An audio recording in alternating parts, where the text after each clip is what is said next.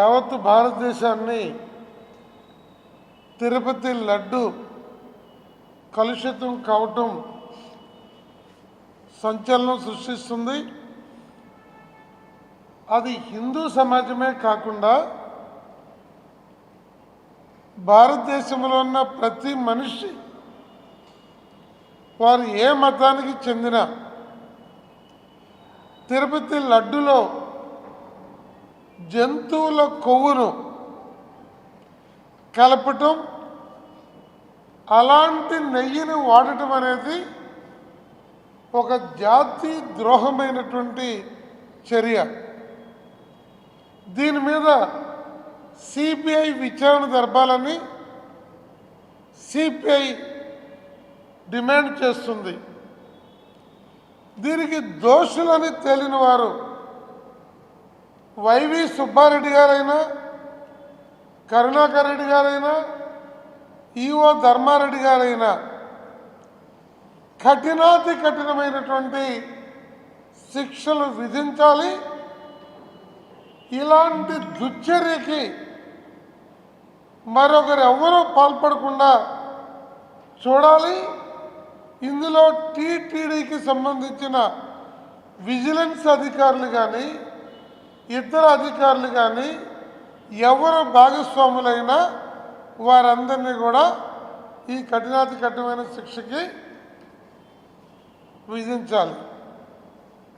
అలాగే సుప్రీంకోర్టు లాంటి ఒక అత్యున్నత న్యాయ వ్యవస్థ కూడా దీన్ని స్వచ్ఛందంగా టేకప్ చేసి దీని ద్వారా భారతదేశంలో ఎలాంటి ఏ మతానికి చెందిన దేవాలయాల్లో ఇలాంటి దుర్మార్గాలు, కల్తీలు, అపవిత్రమైనటువంటి కార్యక్రమాలకు పాల్గొంటున్నటువంటి వారు ఎవరైనా సరే వారిని క్షమించకూడదు. భవిష్యత్తులో పునరావృతం కాకుండా చర్యలు తీసుకోవాలి. దాంతోపాటు ఈరోజే మనము Tedros Adhanom WHO director general పత్రికల్లో వచ్చింది.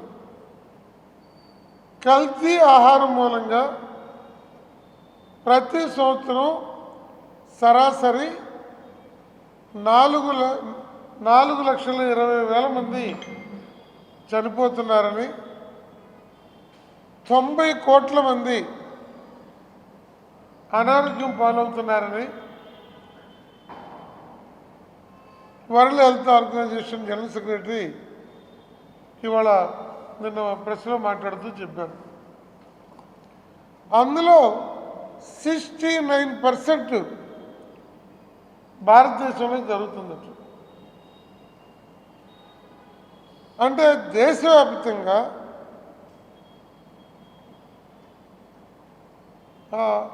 FSSAI అని ఈ ఆల్ ఇండియా ఫుడ్ సేఫ్టీకి సంబంధించినటువంటి food safety and standards authority of India, ఆ డిపార్ట్మెంట్ అసలు ఏమైంది, అది ఉందా లేదా? సుదీర్ఘకాలంగా ఈ FSSAI అనే కీలకమైన సంస్థకి తగినంత సిబ్బంది దేశవ్యాప్తంగా లేరు. ఆంధ్రదేశంలో అయితే అత్యంత దారుణం, 600 మంది ఫుడ్ సేఫ్టీ ఇన్స్పెక్టర్స్ శాంక్షన్ మనకి చట్టబద్ధంగా 600 మంది. ప్రస్తుతం పనిచేస్తున్నటువంటి వాళ్ళు 47 మంది. ఇది ఈ 600కి 47కి ఏమైనా పొంతన ఉందా అనేటువంటిది మనం చూస్తే ఆశ్చర్యం వేస్తుంది అన్నమాట. ఇలాంటి పరిస్థితుల్లో ఇదే మన సౌత్ స్టేట్స్ చూస్తే తమిళనాడులో 520 మంది ఉన్నారట. తమిళనాడులో. కర్ణాటకలో 275 మంది ఉన్నారు. మహారాష్ట్రలో 325 మంది ఉన్నారు. అతి తక్కువ ఉంది ఆంధ్రప్రదేశ్లో. జగన్మోహన్ రెడ్డి గవర్నమెంట్ రాకముందు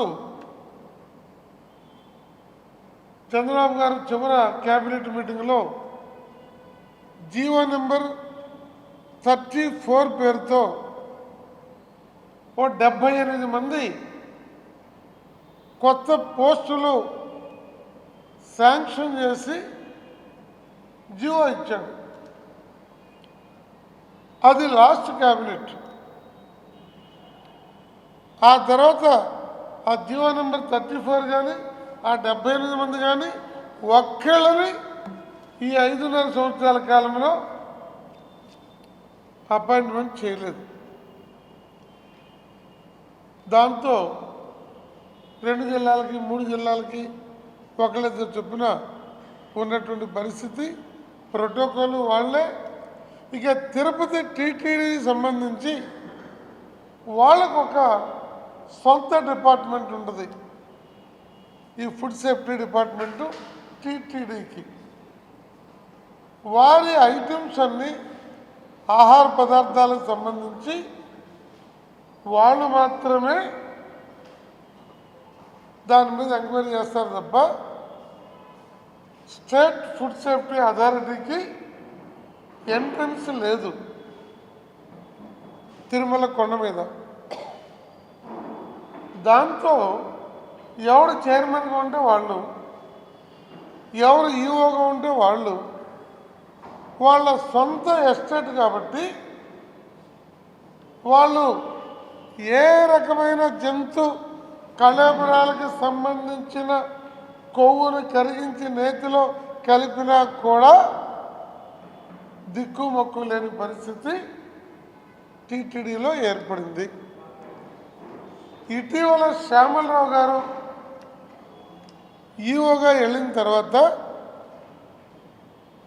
ఈ ఫుడ్ సేఫ్టీ అథారిటీ స్టేట్ గవర్నమెంట్కి తిరుమలలో ఒక 12,000 చదరపు బిల్డింగ్ని కేటాయించడము, దాన్ని అక్కడ ఏర్పాటు చేయడానికి అవకాశం కల్పించారు. ఒక 6 మాసాల్లో స్టేట్ గవర్నమెంట్ సంబంధించిన ఫుడ్ సేఫ్టీ అథారిటీ ప్రత్యక్షంగా తిరుమలలో కూడా వీటిని పరీక్షించేటువంటి అవకాశం ఉంటుందని అంటున్నారు.